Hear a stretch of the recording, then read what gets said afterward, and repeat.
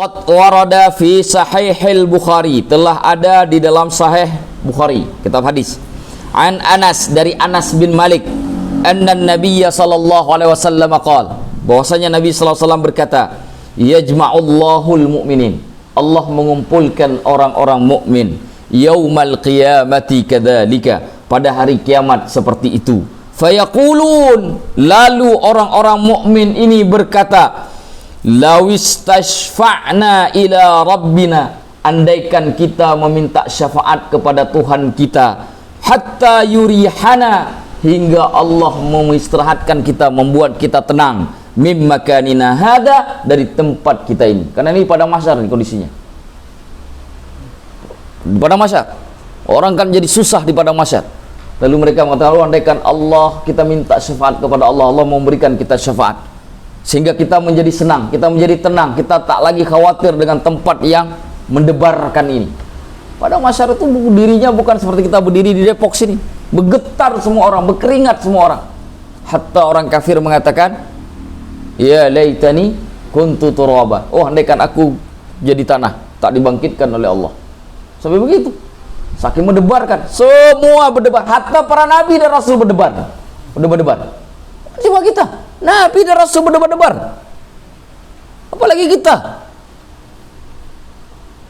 24 jam tidur, 14 jam bangun, sisanya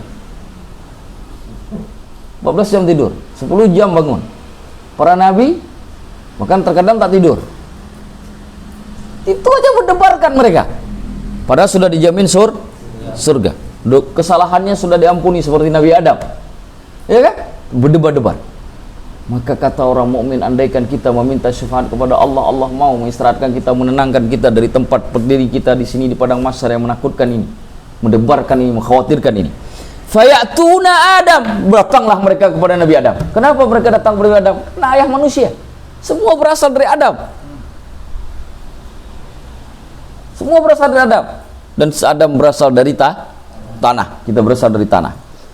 Fayaqulun, lalu berkata orang-orang mukmin ini kepada Adam, ya Adam, wahai Adam, amma taran nas, apakah engkau tidak melihat manusia? Khalaqakallahu biyadih, Allah menciptakanmu dengan tangannya, maksud tangannya dengan kekuasaannya sendiri. Wa asjadalaka malaikatahu, Allah membuat para malaikat sujud kepadamu. Itu kedudukanmu, hai Adam, kata orang mukmin ketika hari kiamat datang kepada Nabi Adam. Semua Allah bikin malaikat sujud kepadamu. Wa 'allamaka asma'an, Allah mengajarkanmu nama-nama. Asma'a kulli syai'in, nama-nama segala sesuatu. Isfa' lana, beri syafaat kepada kami, hai Adam, ayah kami, buyut kami, kakek kami, beri syafaat kepada kami, ila rabbina, agar kami sampai kepada Tuhan kami, hatta yurihana mim makanina hadha, sampai kemudian kami bisa beristirahat di tempat kami ini, tenang kami jadinya di padang mahsyar ini. Fayaqul, lalu berkatalah Nabiullah Adam, lastu hunakum, aku enggak punya. Lastu, bukanlah aku, hunakum, posisiku di tempat itu, tidaklah aku di posisi itu, artinya aku tidak punya syafaat. Aku enggak punya syafaat, kata Nabi Adam. Wa yadhkuru lahum khati'atahu, lalu Nabi Adam menyebutkan kesalahannya kepada mereka, allati asaba, yang menimpa dirinya, dan berkata, walakin, akan tetapi, kata Nabi Adam. Nah, sebelum sampai di situ, apa kesalahan Nabi Adam? Memakan dari buah dari pohon khuld. Disebutkan. Di dalam hadis Imam Muslim, kalau saya tidak salah, apa Imam Ahmad, itu disebutkan, aku belum pernah melihat Allah marah seperti itu, kata Nabi Adam, seumur hidupku. Aku belum pernah melihat Allah semarah itu. Itu kata Nabi Adam. Aku saja khawatir dengan kesalahanku, padahal sudah diampuni, padahal sudah diampuni. Fataba alaih, kan? Fatalaqa Adamu min kalimatin min rabbih fataba alaih. Sudah, tapi masih takut Nabi Adam. Kita belum diampuni, tak ada takut-takutnya. Nabi Adam sudah diampuni, takutnya subhanallah. Disebutkan kepada kaum mukmin yang minta syafaat kepada beliau. Habis disebutin, aku tak pantas. Kalian minta syafaat untuk kalian, aku pun butuh syafaat, kata Nabi. Syafaat itu artinya rahmatnya Allah, ampunannya Allah. Lalu Nabi Adam mengatakan, walakin itu Nuhan, akan tetapi datanglah kalian kepada Nabi Nuh. Fa innahu awwalur rasulin, sesungguhnya Nuh itu rasul yang pertama. Ba'athahu Allahu ila ahlil ardi, yang diutus oleh Allah kepada penduduk bumi. Nah, kenapa disebut seorang rasul yang diutus kepada penduduk bumi? Kenapa? Karena pada saat terjadinya wabah banjir, habis manusia datang ke muka bumi. Maka anak keturunan Nabi Adam semuanya setelah masa banjir itu dari keturunan Nabi Nuh saja. Selain dari keturunan Nabi Nuh, nggak ada lagi. Hanya cuma dari keturunan Nabi Nuh. Ada yang mengatakan Nabi Nuh itu keturunan Nabi Adam dan Siti Hawa dari Nabi Syed. Kan Nabi Adam kan punya Qabil, punya Habil, berarti nggak ada keturunan ke kita. Jadi jangan panggil jangan nanti saya keturunannya Habil. Ada yang penyapat yang mengatakan begitu. Itu maksud saya. Ada pendapat dari Nabi Syed.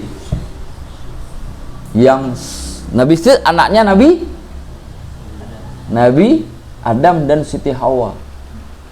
Setelah kejadian pembunuhan Habil dan Qabil. Kasus pembunuhan yang terjadi antara Habil dan Qabil. Qabil yang membunuh Habil. Nabi Nuh kemudian diberikan lagi. Nabi Nuh itu hidupnya panjang betul umurnya. Nabi Nuh juga panjang umurnya. Kenapa dipanjangkan umurnya? Nabi Nuh itu 1000 dikurang 50 tahun, 950 tahun. Kenapa? Ya kalau nggak panjang umurnya, bagaimana beliau dakwah? Orang udah meninggal semua. Gimana? Makanya beliau bisa mendakwahi sampai ke cucu cicitnya.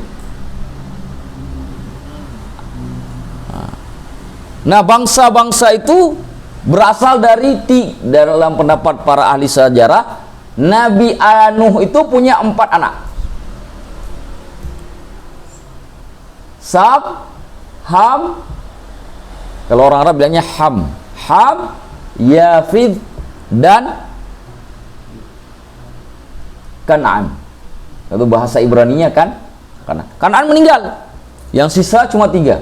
Sam, Ham, Yafid. Dari Sam, Ham, dan Yafid inilah kemudian muncul segala bangsa di dunia. Dari Sam muncul bangsa Arab, bangsa Persia, bangsa Romawi. Itu dari Sam.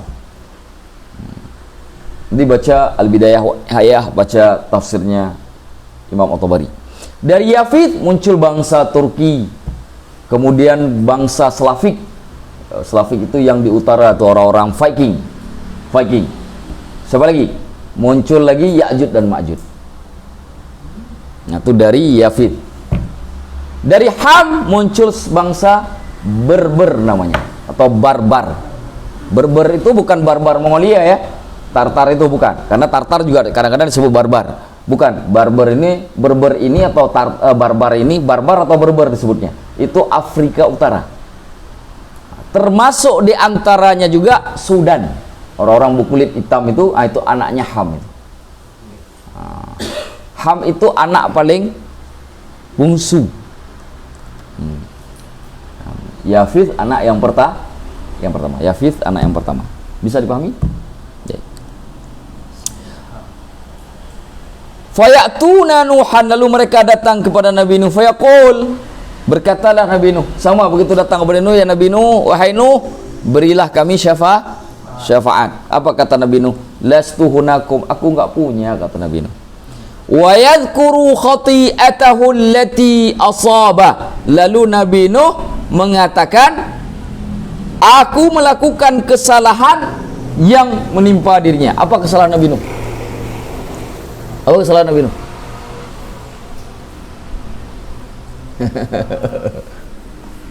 Apa? Tidak apa? Tidak bisa mendakwahi keluarga.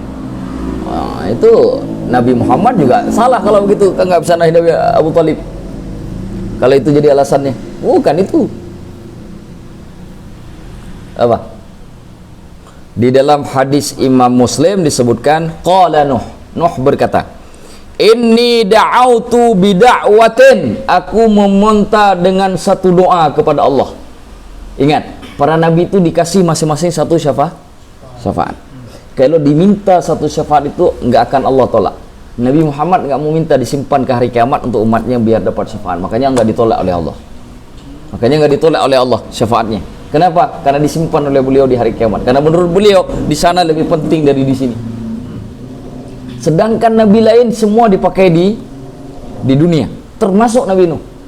Nabi Nuh menggunakan syafaat ini mendoakan penduduk bumi.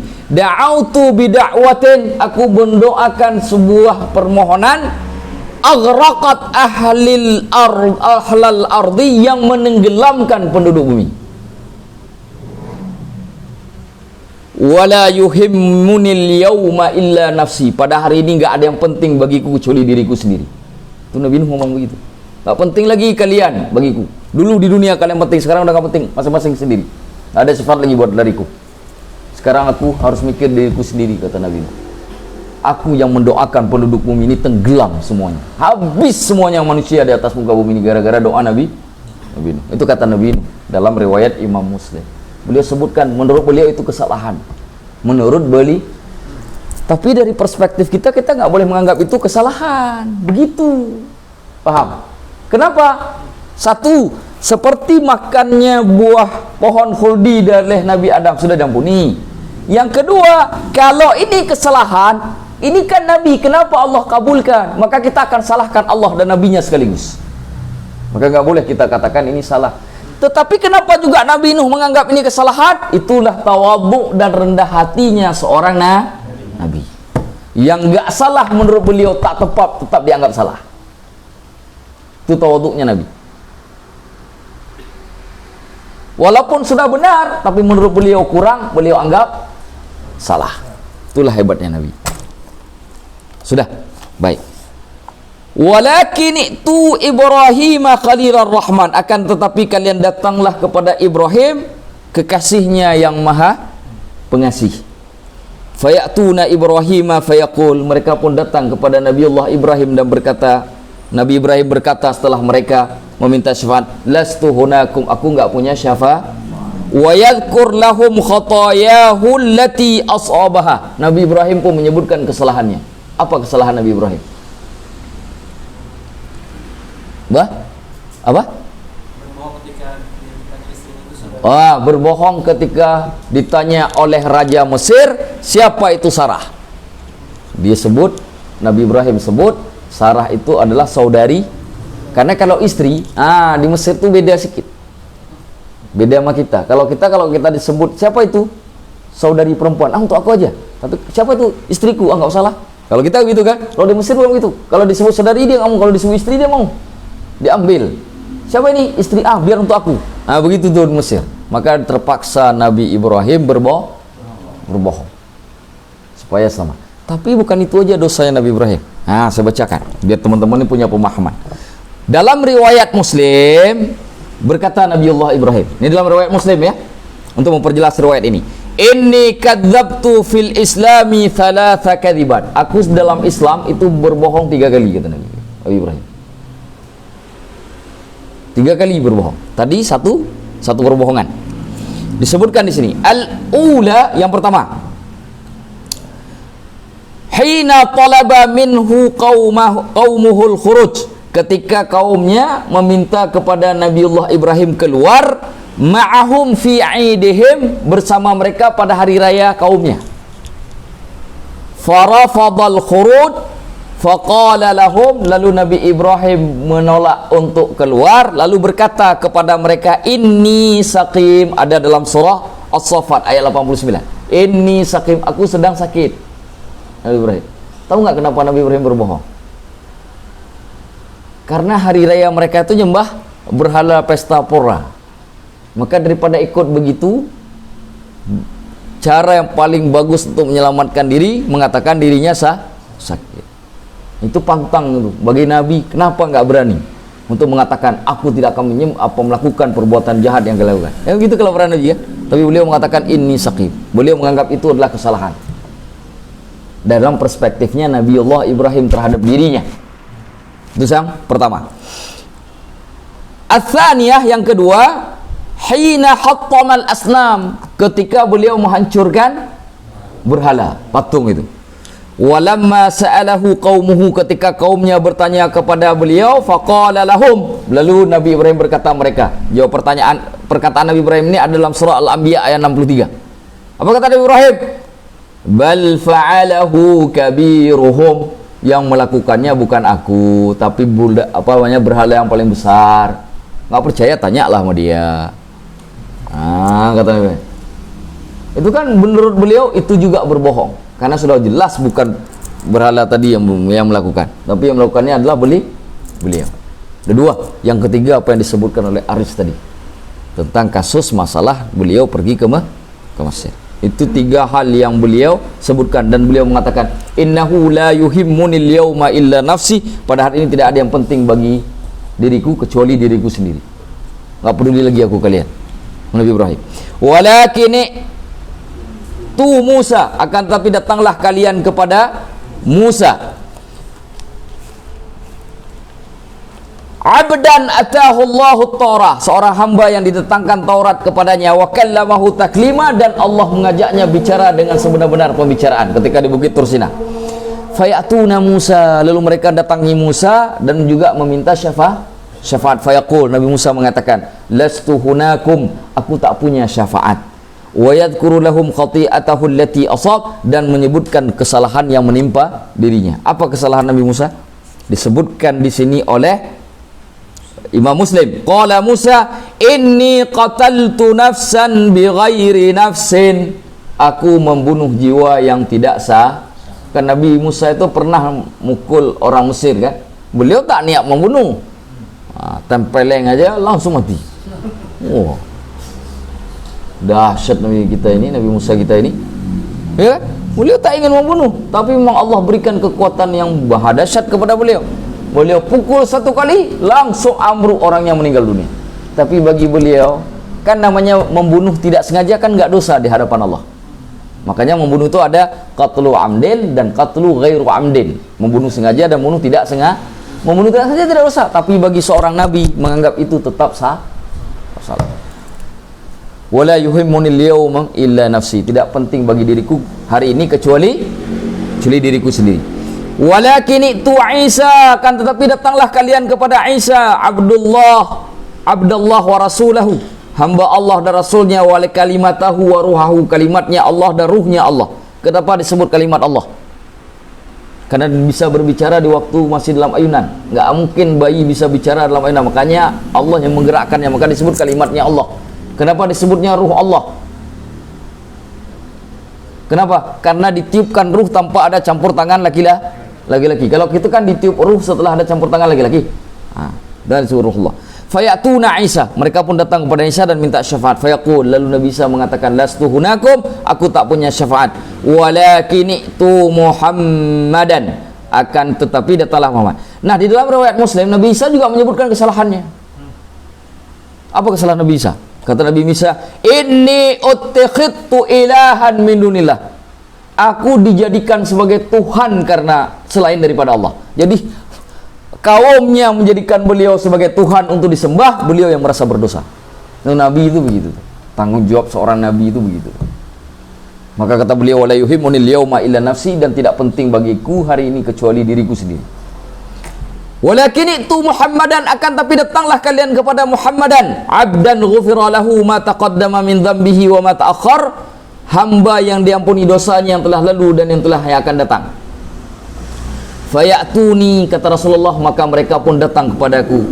Fa'antaliqu, maka aku pun berangkat. Fa'asta'dinu ala rabbi, dan aku mohon izin kepada Tuhanku.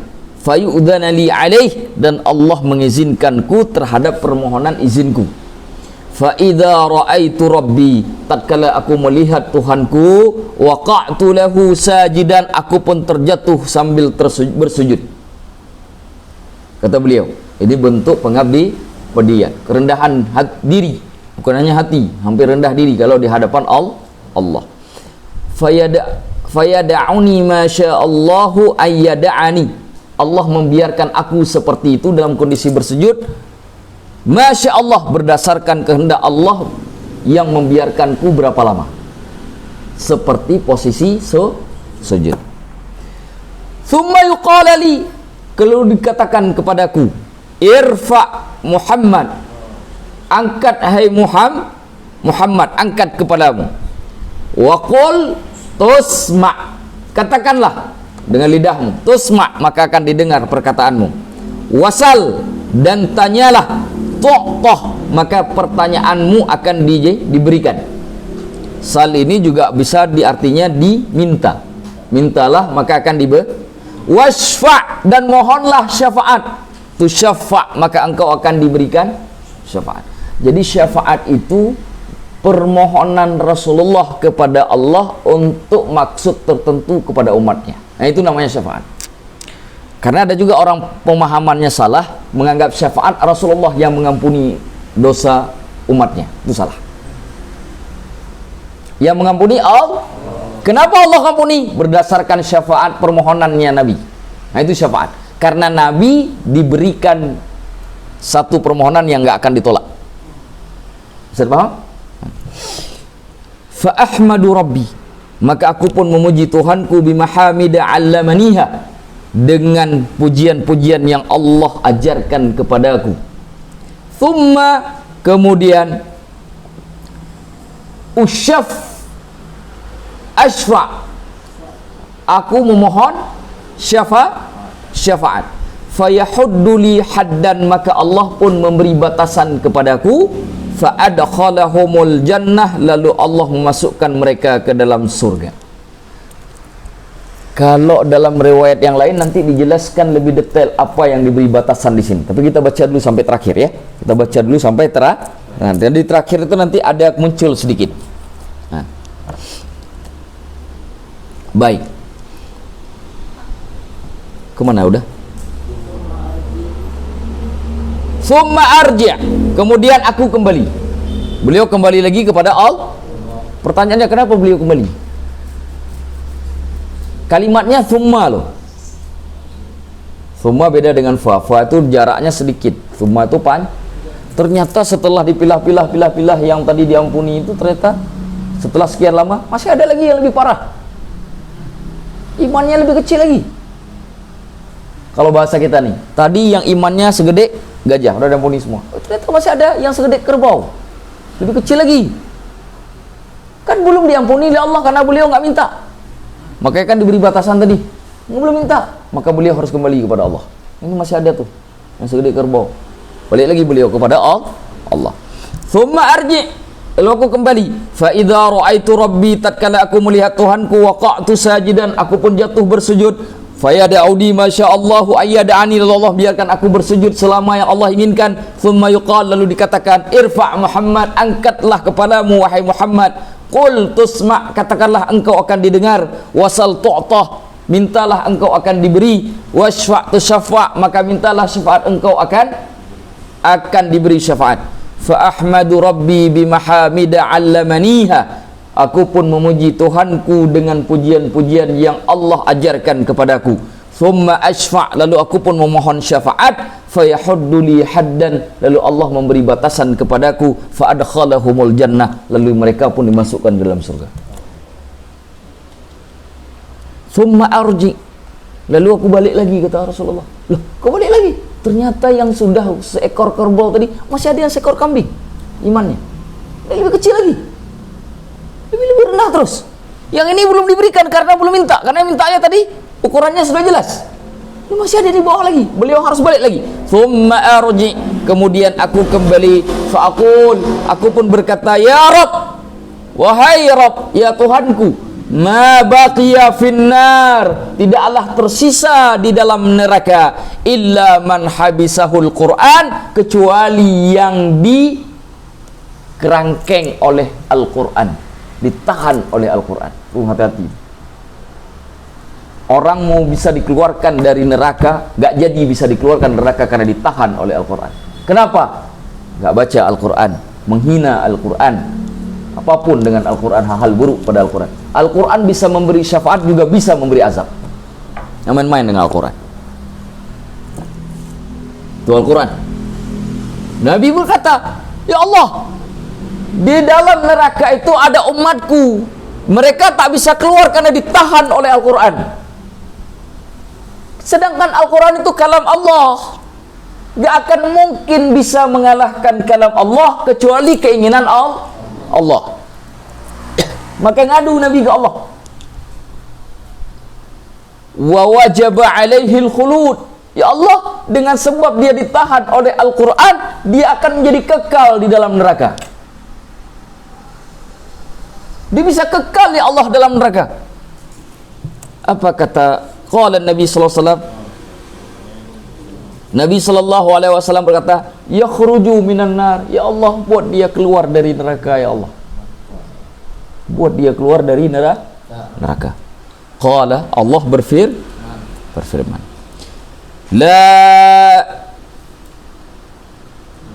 Begini, ini salah baca. Qala Nabi sallallahu alaihi wasallam, Nabi SAW bersabda. Ini mengatakan setelah cerita tadi. Nabi mengatakan, ketika beliau memohon itu kepada Allah, Allah pun mengabulkan. Maka beliau bersabda, yakhruju minan nari man qala. Keluar dari neraka setiap orang yang mengatakan la ilaha illallah. Tidak ada Tuhan selain Allah. Dikeluarkan dari neraka. Walaupun sebelumnya dibakar, tetap dikeluarkan.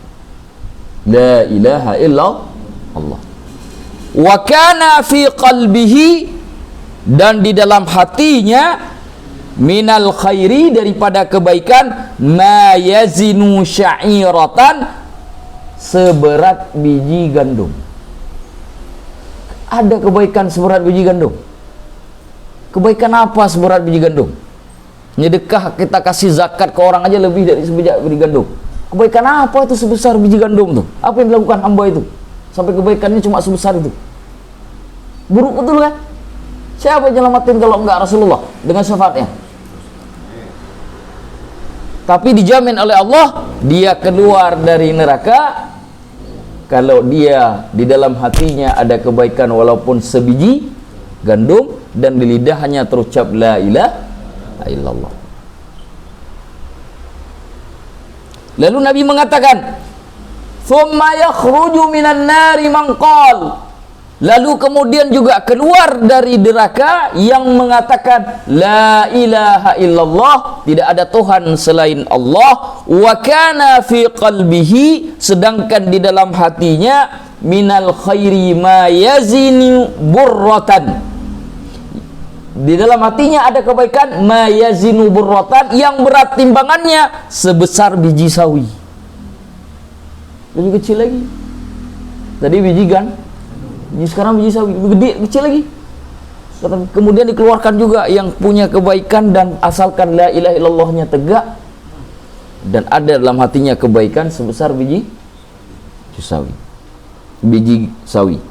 Lalu berkata kemudian Rasulullah SAW, "Thumma yakhruju minan nari." Kemudian keluarlah dari neraka man qala la ilaha illallah, yang mengatakan la ilaha illallah, wa kana fi qalbihi, sedangkan di dalam hatinya ma yazinu minal khairi, ada timbangan kebaikan, dzarratan, sebesar biji zarrah. Apa itu zarrah? Zarrah itu dalam bahasa Arab unsur terkecil dari segala sesuatu. Kalau disebut zarrah, tidak ada yang lebih kecil lagi. Zarrah itu yang paling kecil. Kalau dulu diartikan dengan atom, karena atom dianggap sebagai unsur terkecil. Ternyata hari ini sudah ditemukan proton, neutron, elektron yang lebih kecil dari atom. Maka proton, neutron, elektron jadi zarrah hari ini. Nanti ditemukan lagi unsur yang lebih kecil lagi dari proton dan neutron, dia akan menjadi zarrah. Zarrah yang terkecil, unsur terkecil, dialah zarrah. Pertanyaannya, apa yang paling kecil? Kebaikan apa yang paling kecil? Nyelamatin semut. Apa kebaikan yang paling kecil? Apa? Masa nggak pernah sholat? Masa nggak pernah puasa? Kebaikan apa sebesar sekecil itu? Apa yang dilakukan? Diselamatin semut atau apa sih?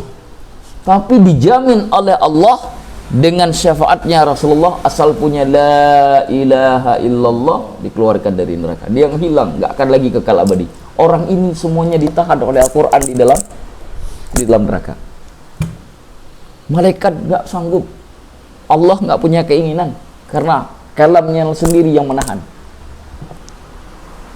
Nabi datang mohon kepada Allah supaya mau mengeluarkan. Karena cuma Allah yang bisa berkehendak saat itu. Karena kalam Allah ya cuma Allah yang bisa melakukan sebaliknya. Maka Rasulullah memohon. Kalau di dalam hadis Imam Ahmad itu 4 kali Rasulullah bolak-balik. 4 kali. 4 kali bolak-balik. Bukan 3 kali. Kalau di sini 3 kali. Kalau di sana 4 kali Rasulullah bolak-balik. Bisa jadi 3 kali, bisa juga 4 kali. Mungkin yang 3 kali ini unsur yang terkecil.